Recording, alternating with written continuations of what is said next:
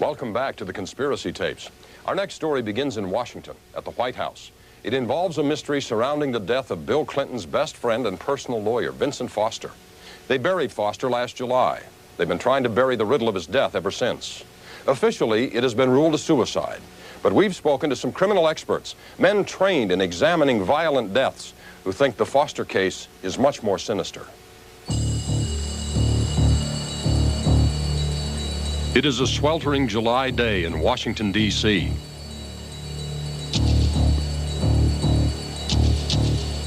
At the White House, Vince Foster, right-hand man and lifelong friend of President Clinton, leaves his office for an appointment with death. The White House is still in shock tonight after the apparent suicide of Vincent Foster, the deputy White House legal counsel and close personal friend of the Clinton family. There is really no way to know why these things happen. And it is very important that his life not be judged simply by how it ended, because Vince Foster was a wonderful man. Foster's body was found in this lonely Civil War stronghold in Virginia. A bullet wound in his head, a gun in his hand. Official verdict, suicide. I don't think there is anything more to know. His family, his friends, his co-workers. We've been up real late 2 nights in a row now, remembering and crying and laughing and talking about him. I don't think there is anything else. But nearly a year later, Fort Marcy Park is still haunted by Foster's strange death. We've scoured the Foster death scene, interviewed world experts in mysterious deaths, and searched through hours of news footage. According to the official story, these are the last things that Foster saw. Our investigation has revealed massive doubts about the official story. We've uncovered a bizarre tale of crime and conspiracy in high places that could have had Straight Arrow Foster marked for death. Every professional investigator or policeman that I've talked to who's had anything to do with the Vince Foster case states that they believe it was murder, and not a one of them believe he committed suicide. Gene Wheaton is a counterterrorism advisor, drug buster, and former Army investigator. On a cold pre-spring day, he retraced the journey which brought the despondent Foster to this remote spot. The only things we know for sure about Vince Foster's death is that he was dead, and he was shot in the head, and his body was found in this park. The photographs that were released with his right hand clasping the pistol and his thumb through the trigger guard looks staged. Forget any Whitewater connection to the killing. Whitewater is more like a red herring, according to Wheaton. This out-of-the-way airfield in Mena, Arkansas, and claims of gun running and drug smuggling centered here could be the real key to the riddle of Vince Foster's death. I think that if Vince Foster was murdered, which there is a good possibility that he was murdered because of the chance of exposing the drugs, guns, covert operations related to Mena, Arkansas, possibly with Vince Foster being an innocent who asked the wrong questions. So who were the suspected murderers from Mena? Incredible as it seems, Wheaton says they were renegade U.S. intelligence agents who were actually running the illegal operations. Vince Foster was responsible for receiving all sensitive information about wrongdoings of the intelligence community in the White House. Renegade covert operators are operating outside the law and outside the government. Just whichever faction felt it was threatened would have launched something on its own to kill a man that might threaten their inner circle. To understand how Vince Foster ended up here, you should know that he started out here in Hope, Arkansas, population 10,000. Foster was a boyhood pal of President-to-be Bill Clinton. Years later, in the Arkansas capital and the nation's capital, the president and his wife Hillary came to rely on the attorney they called the Rock of Gibraltar. He has had a genuinely outstanding career in the law. That was Foster's introduction when he addressed graduates at his alma mater just before he died. This invitation has caused me to stop from this hectic and challenging adventure I am on in Washington to think about the roads I traveled to get there. The hectic adventure in Washington proved too much. After a series of attacks by the Wall Street Journal, Vince Foster ended it all, according to the official version. There are far too many unanswered questions. That's completely at this right. time, It's completely at least right. in the public record, to even begin to call this a suicide. Absolutely, absolutely. Former New York Police Detective Arthur Nascarella learned all about murder on the mean streets of the city. 20 years of questioning, cajoling, calling. He knows how a violent death investigation should be conducted and how it shouldn't be conducted.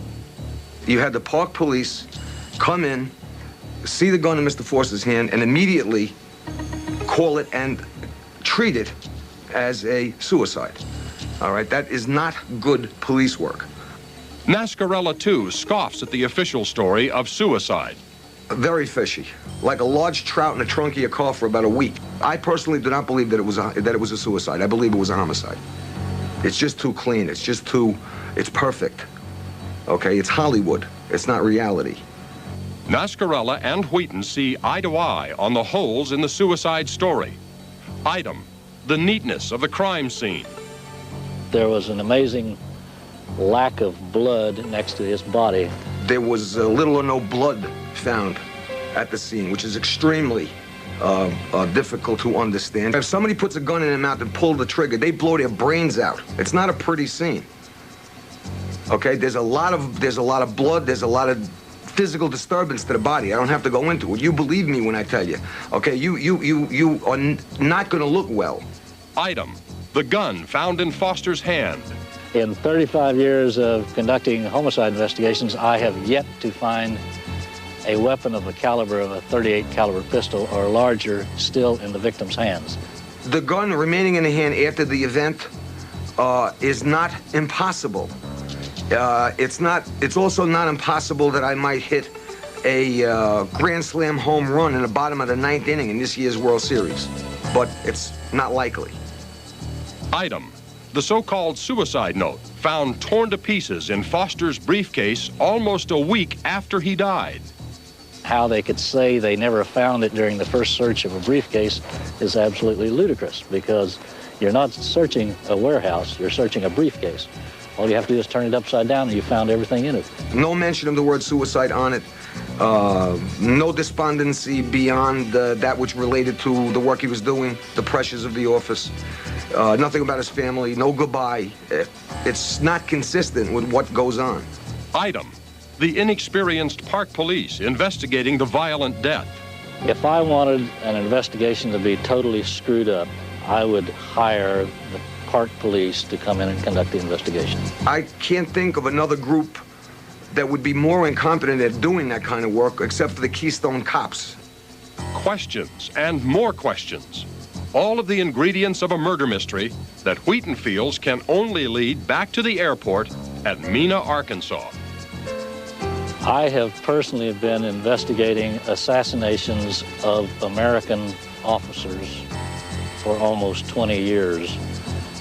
These covert operators don't go out and kill KGB agents or Cuban DGI agents. They kill their own. And if you think nobody could be that ruthless, just wait till you hear from a determined cop who had his own brush with death. That mysterious near-fatal encounter, plus Ollie North, Bill Clinton, and Vince Foster's ghost, still ahead.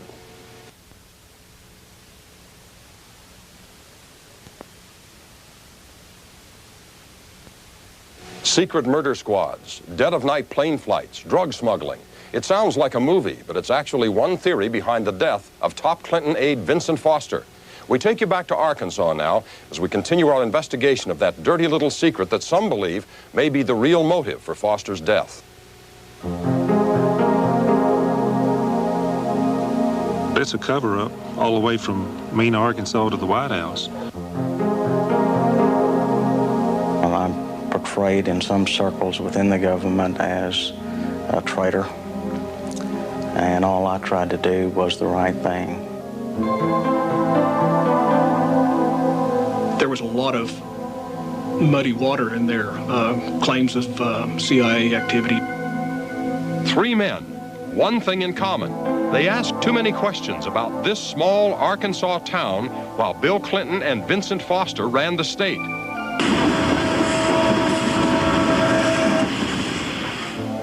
Mena, Arkansas, a theater, some schools, a city hall, and an airport. The runway's pretty quiet nowadays, but back in the 1980s, this was allegedly the nerve center of a secret gun-running operation to the Iran-Contra rebels. The hills around Mena would echo with transport planes taking off. Some of the pilots allegedly smuggled drugs back into the United States, despite Washington's war on drugs. Victory over drugs is our cause. How much did Bill Clinton, Vince Foster, and other officials know about Mena? Investigator Gene Wheaton. The guns out, drugs back in, was absolutely going on with the knowledge of certain intelligence types within the U.S. government. When the Mena activities were dumped on the governor's desk, I cannot envision Vince Foster not having been consulted. Arkansas State Police Officer Russell Welch tried to find out who knew what. It nearly got him fatally poisoned. I was sick, and it was originally diagnosed as poisoning. And what was the poison that almost cost him his life? Military biological agent, grade anthrax. Anthrax is one of the prime assassination poisons used by the covert operators. Those covert operators included self-confessed drug runner Barry Seal. He was one of Welch's early targets. Barry Seal and some of the local people who were working with him were already saying that they were working with the CIA. Welch soon learned this was no ordinary case. We were several months into the investigation when other federal officers told me that this case wasn't being handled the same as others. And that's when I took their word for it that something was a little bit different. And the difference with this particular investigation was? Well, the intentions in the statements were that the case was being slowed down. Seal ended up dead, victim of an assassin squad. After his own death scare and other warnings, Welch finally got the message. Now, in hindsight, dumb me. They were trying to tell me not to investigate, to leave it alone. I just want to get away from it. I don't think it hurt for somebody to take a good long look at it, but as long as it's not me. At one point, Bill Duncan was taking a good long look at Mena. He was an IRS investigator assigned to find out what was going on there. He has regretted it ever since. I feel betrayed. I feel like I'm a very patriotic American.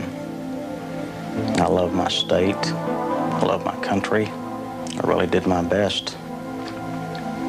And now I'm basically excluded from a career that I worked very hard to have and that I loved. Duncan says he resigned in frustration from the IRS after shadowy powers that be stymied his Mena investigation.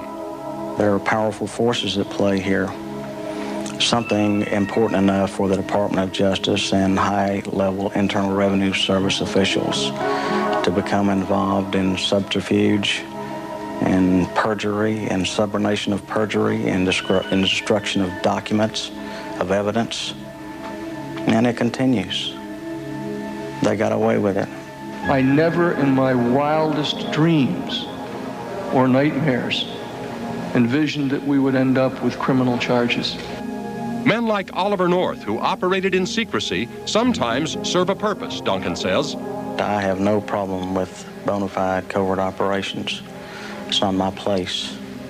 If they become intertwined with illegal activity and it corrupts the judicial process and system in my state and needlessly imperils witnesses who cooperate and allows drug smugglers and money launderers to come into our state through an open door or their perception of an open door, then that's another matter entirely. You can go out and arrest a guy for having a joint of marijuana, but you can't go arrest, a C-130 loaded with cocaine because it's a government operation. Airplane technician Terry Capehart says he saw the secret Mena operations firsthand. I'd be out there at 2 or 3 o'clock in the morning and trying to catch gas thieves, and got to noticing weird, unusual goings and comings of airplanes. People don't think that it can happen in Mena, Arkansas. That was what the problem. Chicago, yes, hey, if it had been Chicago, they'd have believed every word of it. Mena, Arkansas, no. It won't happen here. It can't. But it did. As Robert Fiske, the special counsel who's been appointed to investigate the Whitewater affair and the events around Vince Foster's death, began subpoenaing documents, he started into a trail that is leading him into the covert activities at Mena, Arkansas, due to the money trails that lead between Little Rock and Mena. Well, one man Fiske may want to speak to is a former Mena pilot named Terry Reed. Reed almost ended up like Vincent Foster with a bullet in his head.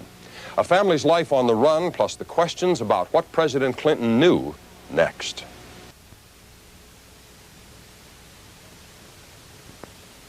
When Terry Reed heard of the supposed suicide of Clinton aide Vincent Foster, he smelled a rat. And he has reason to be suspicious. He says he too was targeted after his involvement with Mena, Arkansas got way out of hand. We caught up with a man who says he's been to hell and back with his family. On a sunny Sunday afternoon in a park in Little Rock, Arkansas,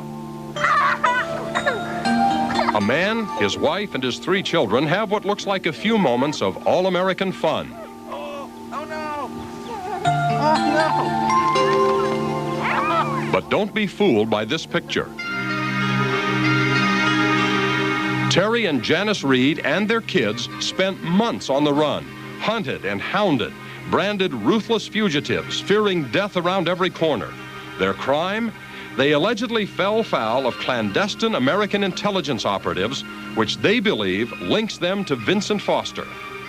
I've been very frightened. It's a horrifying experience, and I can't believe I live in the United States, and this is the way people are treated. A typical night is, sleeping with a Smith & Wesson under your pillow. Reed is a pilot and was once with Air Force Intelligence. He says that after a meeting with Oliver North in the early 1980s, he began training pilots in the hills of Mena, Arkansas, for the covert resupply operation of the Contras in Nicaragua. According to these documents, Reed then took his family to Mexico, allegedly to open a CIA front company. You could just as easily ship in large boxes of guns, masked as machine tools, and since Mexican customs was under our control and our payroll, certainly there was no one going to open boxes and see if you had grenade launchers in lieu of computer-controlled lathes. Reed says he soon discovered weapons were not the only items being shipped out of the crates in his warehouse. I confirmed that my warehouse was storing cocaine in very, very large quantities, tons. We're not talking kilos, we're talking tons. Outraged, Reed claims he told his CIA bosses he wanted out. In 1987, the family returned to the United States and to some news that was to change their lives forever. We discovered we were wanted. I was labeled as a high-profile drug dealer, and the armed and dangerous label means the police officer, if you're apprehended, if you resist arrest, they shoot you. And we ran. We stayed on the lam for the better part of 6 months. Until a person that has experienced it, I don't think you can feel the pain, the suffering, the sleepless nights. I mean, how many days can you go without sleep? How many days can you go without eating? My wife carried a gun in her diaper bag, in with her diapers and building blocks and Crayolas is a Smith & Wesson 38 caliber 5-shot ready to protect her children. Our worst fear was that they would kidnap one of our children and use it as a bargaining chip. At one point when we were probably most frightened, I actually had C4 explosives with motion detectors set up around the motorhome at night. Reed and his wife were also indicted for stealing a plane that had mysteriously vanished years before. That's when they decided to stop running. I surrendered to federal authorities in Wichita, Kansas, and like I say, I'm sure I irritated them by doing so. They would much have preferred to either shot me or apprehended me. As my attorney in the Wichita case felt, as she said it best, Terry, they just wanted to kill you. If they'd located you, you would never have made it to the jailhouse. The Reeds were acquitted of all charges, and Terry has now written a book about the case. One of the characters in these pages, an Arkansas attorney named Vincent Foster, was alive when Reed started the book. I don't believe Vince Foster committed suicide. I felt in my peripheral dealings with him that he was the most moral individual they had there, the least corruptible. And the way I would interpret that is the one who would not lie under oath to Congress if so subpoenaed. Bill Clinton also appears in the book. Reed writes about a 1986 meeting to discuss winding down the Mina guns operation. That operations meeting was forecasted to include just myself, my local CIA contact, and as well as a couple of guys from Washington who arrived unannounced and uninvited. Was Governor Bill Clinton in that meeting, where he came in primarily to express his concerns about the way the operation was being curtailed, that he hadn't been consulted, and he was concerned about the political aftermath. So I can say from that meeting that he certainly knew of the operation, or he wouldn't have shown up there to express his concern about its curtailment. We'll give the final word on Reed's story, Vincent Foster, and the CIA in Mina to this man, Larry Nichols. Nichols has practically made a career out of embarrassing his old boss, Bill Clinton. I was Bill Clinton's lover for 12 years. Nichols is the man who produced Gennifer Flowers, the first big scandal of the Clinton era. He always believed Mina could be another scandal. I told him that the media was going to investigate Mina, and he was going to get blamed for it, and they were trying to use me to do it. And what was Clinton's response? That there wasn't anything there. I said, great. One of us is wrong. One of us is lying. Well, we may never know for sure where the truth lies in the Mina case or the Vince Foster death, but we're certainly going to keep looking.